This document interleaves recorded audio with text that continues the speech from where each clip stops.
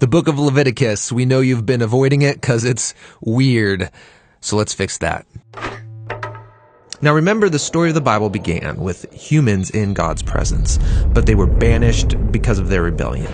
However, God wants to be in relationship with us, so he chooses one family that he will use to restore the world back into his presence.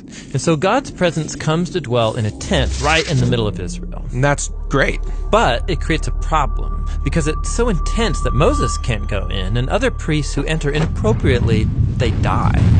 Well, wait, if God's presence is good, how is it all of a sudden dangerous for people? So think of it this way. God's presence is like the sun. It's pure power and goodness. And when something mortal and corruptible gets close to such pure power, it's destroyed.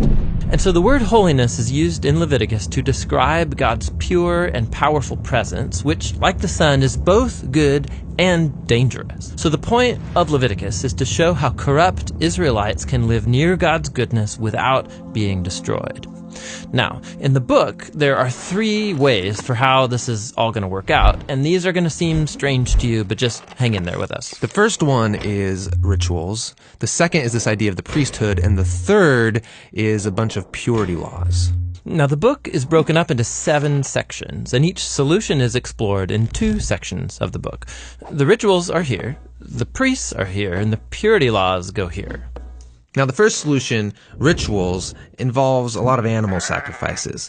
And so Leviticus begins with detailed instructions for how to make these sacrifices. Some are ways of saying thank you to God, and others are simply ways of saying, I'm sorry. And here, at the end of the book, there are some more rituals. These are about observing sacred days and festivals. They're all celebrations that retell some part of the story of how God rescued Israel and set them apart from the nations. The second solution to the holiness problem has to do with priests. You see, being directly in God's presence is really dangerous. So he appoints priests as special representatives who can go into his presence on behalf of others. So in this section, we have a story about how the priests are ordained into the priesthood. And then this other section explains the set of higher standards that the priests have to live by because they work so closely to God's presence. The third solution in the book is all about purity laws. And this is by far the hardest thing to understand. For example, in this section, we're really concerned with knowing whether you're clean or unclean. Or another way of saying that is being pure and impure. And here's what we need to know to understand this. When you're in a pure state, you can be near God's presence. When you're in an impure state, you can't.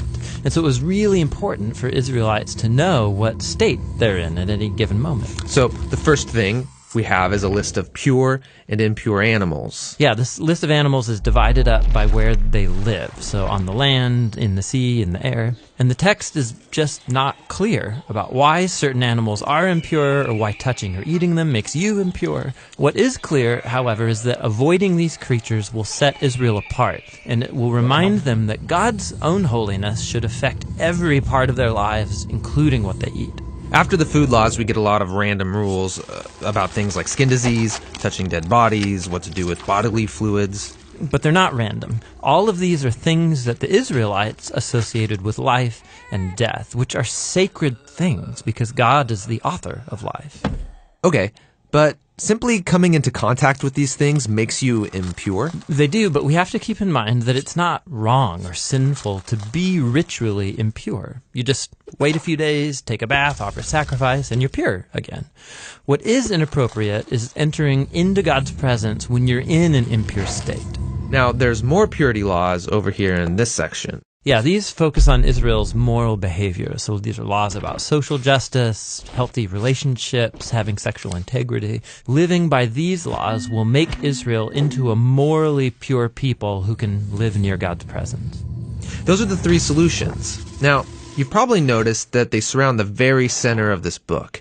And it's here that we find a really important ritual called the Day of Atonement. Yeah, so Israel's a big tribe now, and odds are there's a lot of sin happening that goes unnoticed, that people are not dealing with.